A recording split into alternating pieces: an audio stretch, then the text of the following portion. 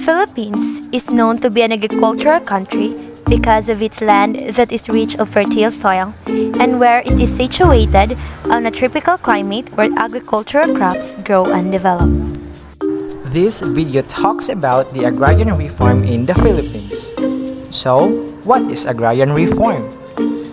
According to Comprehensive Agrarian, it is the redistribution of lands to farmers and to regular farm workers who are landless. It is essentially the tarification of the whole system of agriculture in the Philippines. Moreover, it is also centered on the relationship of farmers between production and distribution of land among farmers. Agrarian reform is also focused on political and economic class character. Through genuine and comprehensive agrarian reform, Philippines would be able to gain more from its agricultural potential that uplift the Filipinos in the agricultural sector who have been suffered poverty for the longest time.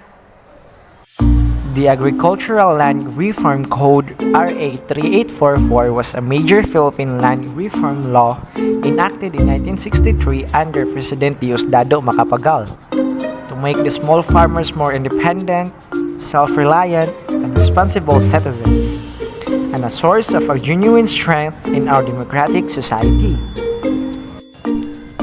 During pre-Spanish period, it is quoted that the land is ours because God gave this land to us. Before the Spaniards came to the Philippines, Filipinos lived in villages or barangays ruled by chiefs or datos. The datos comprised the nobility. Then came the maharlikas or the freemen, followed by the aliping mamamahay, the serfs, and aliping sa gigilid or the slaves. However, despite the existence of different classes in the social structure, practically, everyone had access to the fruits of the soil. Money was unknown, and rice served as the medium of exchange. When the Spaniards came to the Philippines, the concept of encomienda or the royal land grants was introduced. This system grants that encomenderos must defend his encomienda from external attack, maintain peace and order within, and support the missionaries. In turn, the encomendero acquired the right to collect tribute from the Indios or the native. The system, however, degenerated into abuse of power by the encomenderos. The tribute soon became land rents to a few powerful landlords, and the natives who once cultivated the lands in freedom were transferred into mere shared tenants. When the First Philippine Republic was established in 1899, General Emilio Aguinaldo declared in the Malolos Constitution his intention to confiscate large estates, especially the so-called friar lands. However, as the Republic was short-lived, Aguinaldo's plan was never implemented. Significant legislation enacted during the American period. Philippine Bill of 1902, Land Registration Act of 1902 or Act Number 496, Public Land Act of 1903, Tenancy Act of 1933 or Act Number 4054 and 4113. President Manuel L. Quezon exposed the social justice program to arrest the increasing social unrest in Central Luzon. Significant legislation enacted during Commonwealth period. 1935 Constitution. Commonwealth Act Number 178, an amendment to Rice Tenancy Act Number 4045. National Rice and Corn Corporation or NARIC of 1936. Commonwealth Act Number 4161 of 1937. Rural Program Administration that is created on March 2, 1939. And Commonwealth Act Number 441 enacted on June 3, 1939.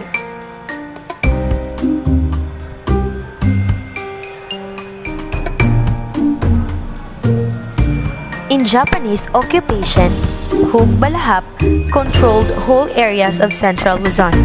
Landlords who supported the Japanese lost their lands to peasants, while those who supported the Hugs earned fixed rentals in favor of the tenants. Upon the arrival of Japanese in the Philippines in 1942, peasants and workers' organizations grew strength. Many peasants took up arms and identified themselves with the anti-Japanese group, the Huk Balahap, or also known as Hukbo ng Bayan Laban sa Hapon. After the establishment of Philippine independence in 1946, the programs of land tenure remained. This became worse in certain areas. Thus, the Congress of the Philippines revised the tenancy law. President Manuel A. Rojas enacted the following laws. Republic Act No. 34, Republic Act No. 55, while Epedio R. Quirino enacted also the following law. Executive Order No. 355 issued on October 23, 1950.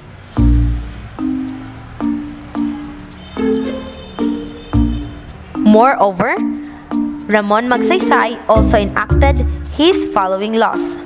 Republic Act No. 1160 or 1954.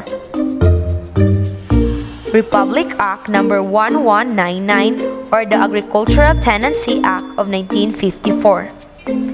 Republic Act No. 1400 or Land Reform Act of 1955.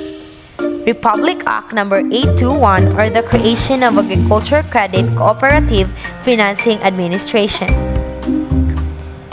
President Diosdado P. Macapagal also enacted the following law.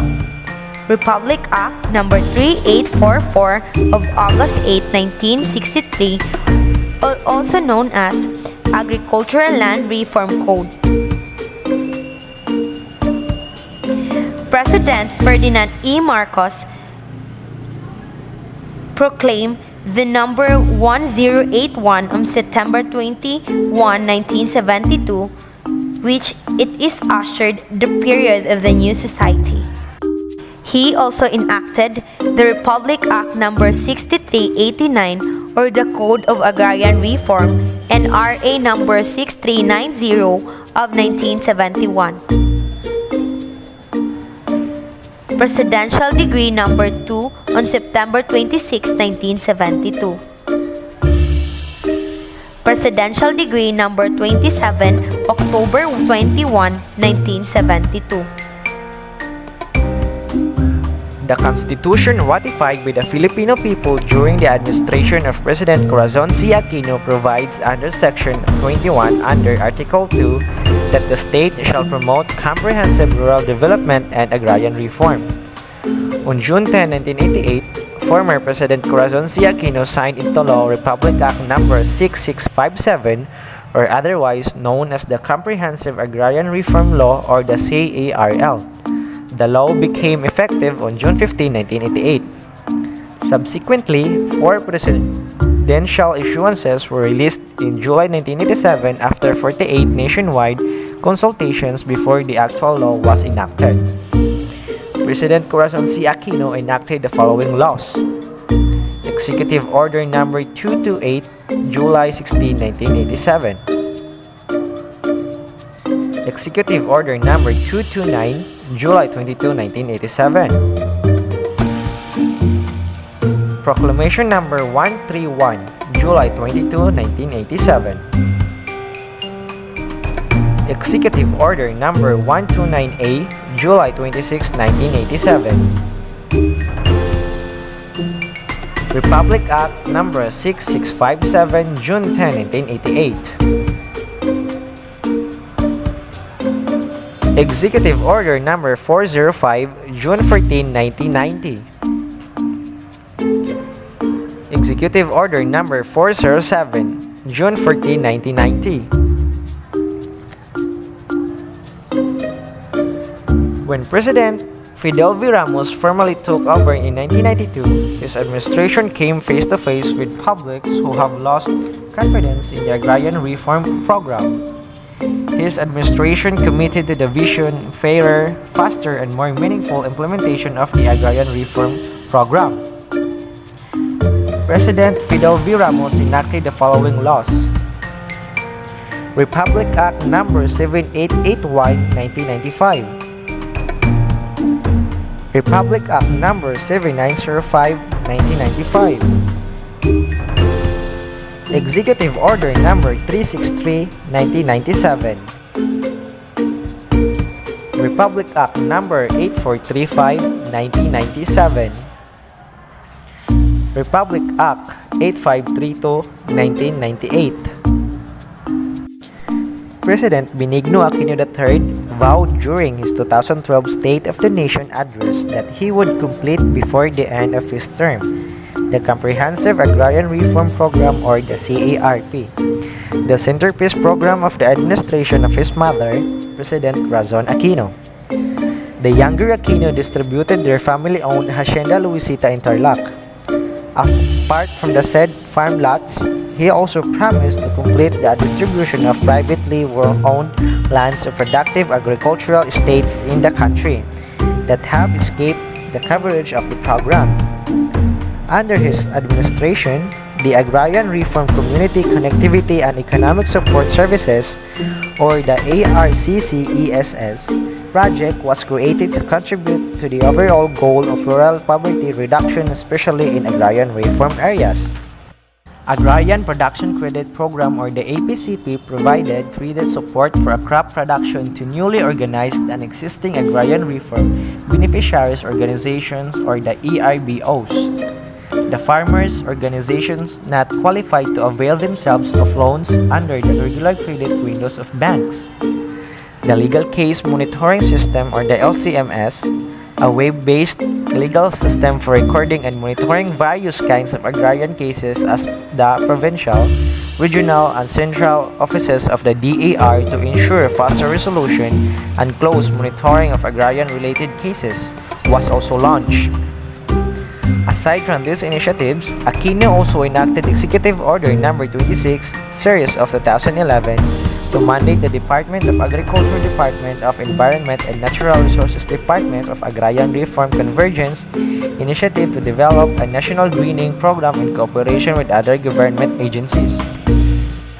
Under his leadership, the President wants to pursue an aggressive land reform program that would help alleviate the life of poor Filipino farmers by prioritizing the provision of support services alongside land distribution.